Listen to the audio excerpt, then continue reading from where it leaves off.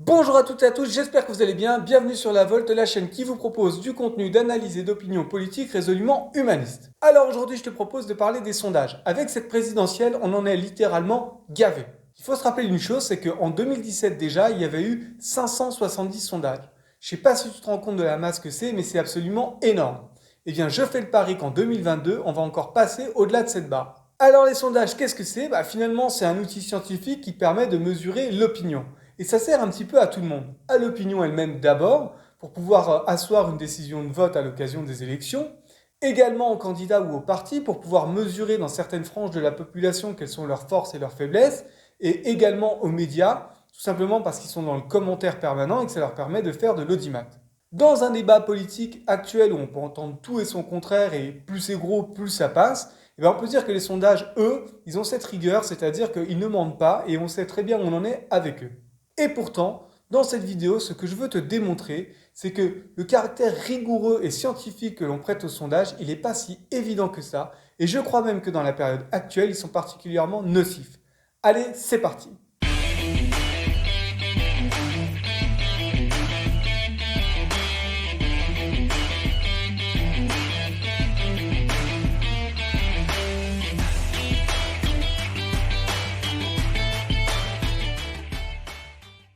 Je prends juste 10 secondes pour faire ma publicité, t'inviter à liker, à t'abonner si t'aimes ce contenu, c'est la récompense pour le travail qui est fait. Allez, on poursuit.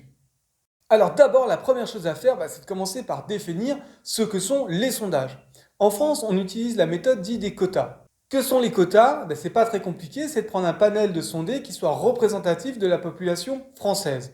Pour ça, on va avoir des variables sociodémographiques que sont l'âge, le sexe, la catégorie socio-professionnelle. Bref, je ne vais pas toutes les citer, je pense que tu auras saisi l'idée.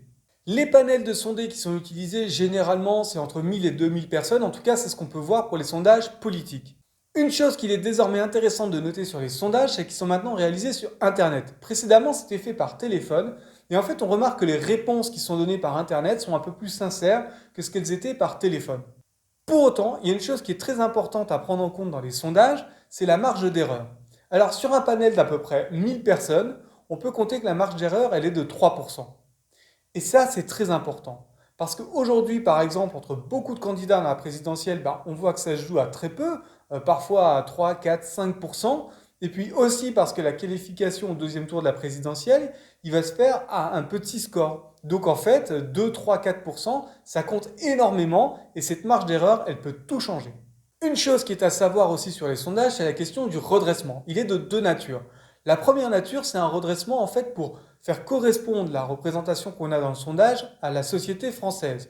Donc on va ajuster un peu au niveau des catégories sociodémographiques dont on parlait tout à l'heure.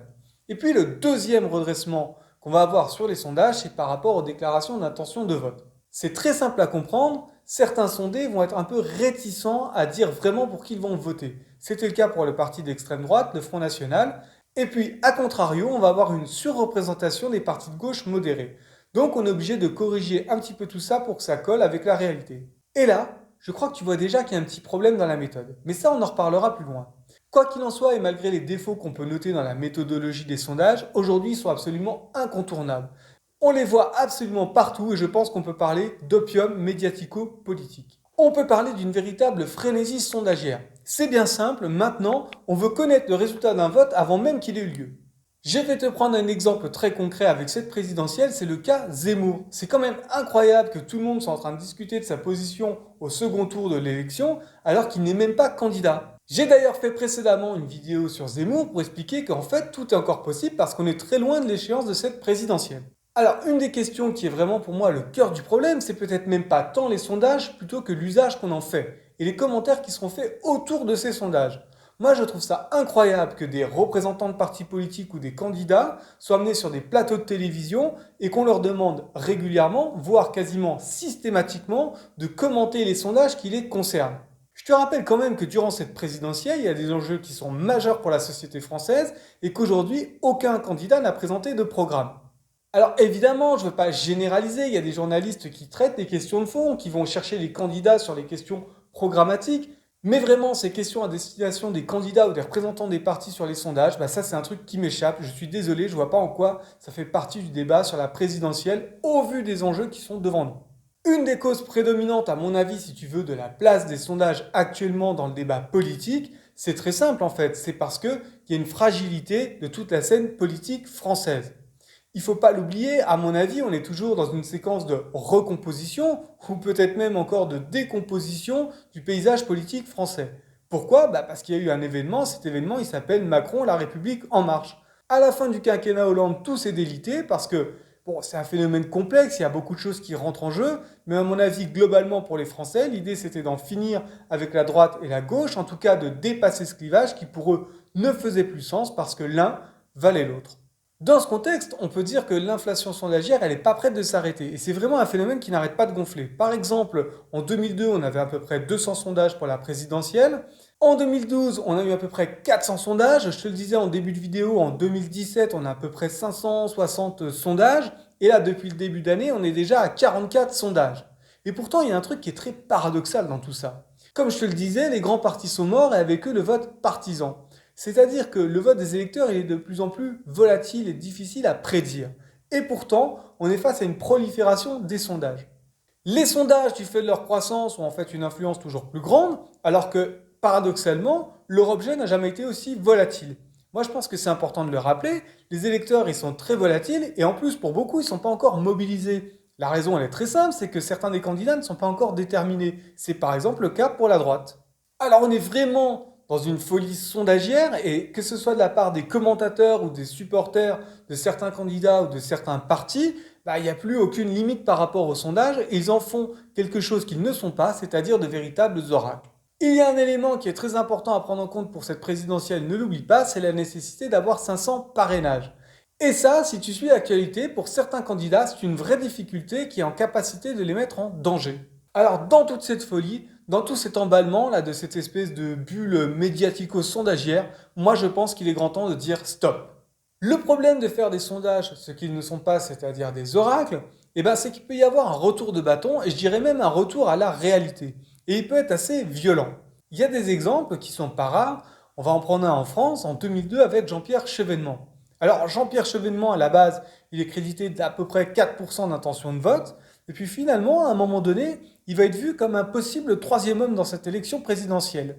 Et ses intentions de vote, elles vont monter jusqu'à 12 à 14%. Et le résultat final, quel est-il? Il va faire 5,33%. L'autre claque monumentale de cette élection de 2002, c'est évidemment la place de Jean-Marie Le Pen au deuxième tour. Souviens-toi, il était crédité d'à peu près 9% d'intention de vote un mois avant le premier tour, et il va être qualifié avec 16,86% pour passer au second tour. Et les exemples ne sont pas rares. Mais c'est bien normal parce que quand on voit le peu de précautions que prennent les commentateurs, c'est bien normal d'avoir à la fin ce genre de déconvenu. Je vais te prendre un dernier exemple qui est très intéressant et qui est très récent. Il y a un sondage qui a donné Zemmour à 17%. Et tous les commentateurs se sont empressés de dire qu'il était devant Marine Le Pen. Pourtant, il faut bien regarder ce qu'il y a dans ce sondage. Ce sondage a été réalisé sur un échantillon de 1000 personnes, ce qui est assez classique comme je te le disais en début de vidéo.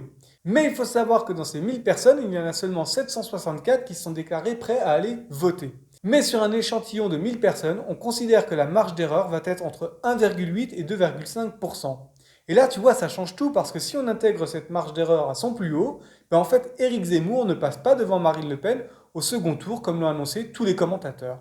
Et malheureusement, malgré tous les travers que je viens de te démontrer, en fait, ça devrait nous appeler à la prudence par rapport au sondage. Il ne s'agit pas de complètement les rejeter, mais en fait, il n'y a pas du tout cette prudence. Et tout ça, ça tourne en boucle sur toutes les chaînes d'infos continues. Et on le sait très bien, les sondages aujourd'hui, ils sont capables de crédibiliser ou de décrédibiliser une candidature. Tous ces sondages, ils deviennent un élément à part entière du débat politique, alors que paradoxalement, ils ne portent aucun fond politique. C'est quand même un petit peu étrange et questionnant par rapport à une élection présidentielle.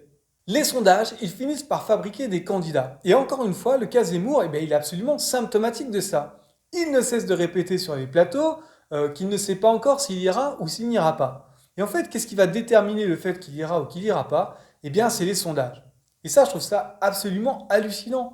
Est-ce que c'est pas plutôt les convictions intimes et personnelles d'un candidat, les valeurs qu'il porte, qui doivent l'encourager à se présenter ou non à une élection présidentielle, quels que puissent être les sondages? Évidemment, il ne s'agit pas de remettre en cause la conviction personnelle du candidat Zemmour, mais quand même, c'est pas elle qui va être déterminante. À la fin, le juge de paix, c'est le sondage.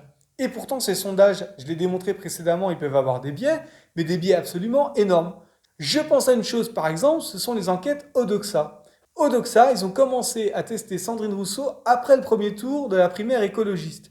Alors que Zemmour, lui, qui n'était donc toujours pas candidat, était testé depuis le mois de juillet. Et en fait, avec ce biais-là, les sondages peuvent avoir tendance même à invisibiliser une candidature. Alors il ne s'agit pas de rejeter les sondages en bloc, mais en fait d'en montrer les limites et de prouver leur dangerosité par rapport au débat démocratique. Et ça se confirme d'élection en élection. On est loin de l'outil scientifique et neutre que je te présentais en début de vidéo. Alors tu l'auras compris, pour moi il est temps d'en finir avec les sondages et je veux désormais regarder cette élection présidentielle avec un œil nouveau. Il ne s'agira plus de savoir quel est le poids d'un candidat dans les sondages, mais quel est le poids de ses idées. Parce que c'est ça qui compte à la fin. Voilà, je t'aurais donné mon opinion sur les sondages. J'espère que cette vidéo et ce contenu t'aura plu, t'aura apporté quelque chose. Si c'est le cas, n'hésite pas à liker, à t'abonner, à partager. Je te dis à très bientôt pour une prochaine vidéo. Ciao!